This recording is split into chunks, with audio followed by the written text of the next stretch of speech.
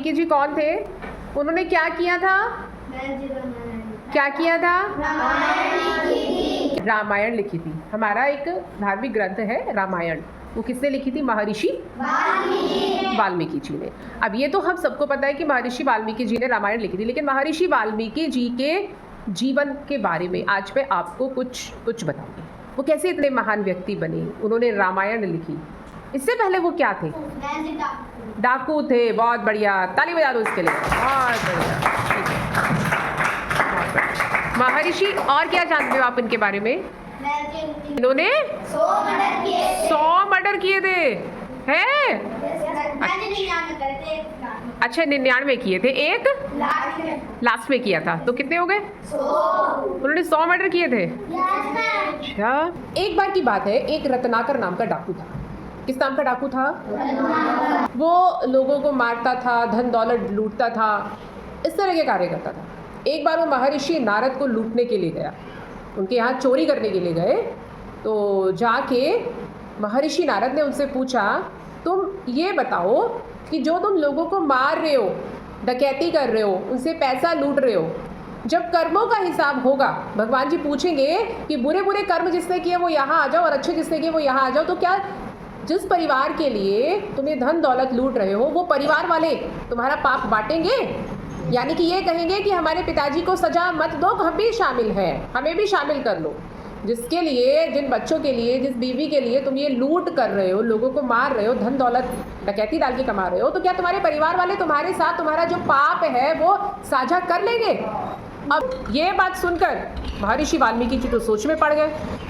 अब उन्होंने जब ये बात सोची कि वास्तव में ही सही बात है कि जो मैं ये पाप कर्म करके धन दौलत कमा रहा हूँ, ये तो पाप मैं कर रहा हूँ और मेरे परिवार वालों को मैं खुश रख रहा हूँ, तो वो मेरे साथ पाप क्यों बांटेंगे? गुनाहगार कौन है? गुनाहगार कौन है? मैं हूँ। मेरे गुनाहों को कोई भी नहीं साझा करेगा। अब उसने क्या किया, अपने परिवार में जाके पूछा कि चलो मैं पूछता हूँ। नारद जी ने भी कहा कि तुम भी बात करना अपने घर जाके। वो घर जाके उन्होंने पूछा, अपनी बीवी से पूछा, अपने बच्चों से पूछा कि एक बात बताओ, मैं इस तरह से धन दौलत कमाता हूँ, तो क्या तुम मेरे पापों को बांटोगे, शेयर करोगे? जो मैंने गुनाह किए हैं। कोई भी नहीं बोला हम नहीं करेंगे। वाइफ ने बोला हम नहीं करेंगे, बच्चों ने भी कहा हम क्यों पापों को, आप कर रहे हो, ये हम थोड़ी कर रहे हैं, हम नहीं बांटेंगे।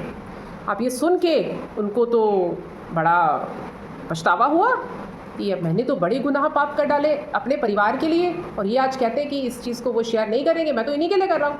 उनका वहाँ से जो दिमाग में परिवर्तन आया, मतलब एकदम बदल गया, और वो तपस्या करने, उन्होंने वहीं से उसी वक्त से तपस्या करनी, कठिन तपस्या, कठोर तप जिसे कहते हैं, वो इतना किया कि उनके शरीर पर चींटियां बस गई। चींटियों ने घर कर लिया जब वो तपस्या में बैठे थे, लेकिन उन्होंने हिम्मत नहीं हारी और इस तरह से वो वाल्मीकि बने। और वहाँ उन्होंने तब एक रामायण महाकाव्य की रचना की। किसकी रचना की? महाकाव्य की रचना की। बस वाल्मीकि के आश्रम में सीता माता रही, जब उनको लक्ष्मण जी छोड़कर गए थे। आप लोगों ने देखा होगा, रामायण में देखा होगा, वाल्मीकि जी के आश्रम में सीता माता ने 2 पुत्रों को जन्म दिया। वो जुड़वा बच्चे थे जिनका नाम क्या था? लव कुश था। Very good. और वहीं पर वाल्मीकि जी ने उनको रामायण की शिक्षा दी। उनको उसके अलावा बहुत सारी अच्छी शिक्षाएं दी, जैसे बुरी आदतों को छोड़ना, गलत कार्य क्या है ना, हमें कभी हिम्मत नहीं हारनी चाहिए, अच्छे लोगों को का साथ रखना चाहिए, हमें समर्पण, तपस्या क्या होता है, इनका महत्व क्या है हमारे जीवन में, वो सिखाया। और इस तरह से वाल्मीकि जी का नाम प्रसिद्ध हुआ।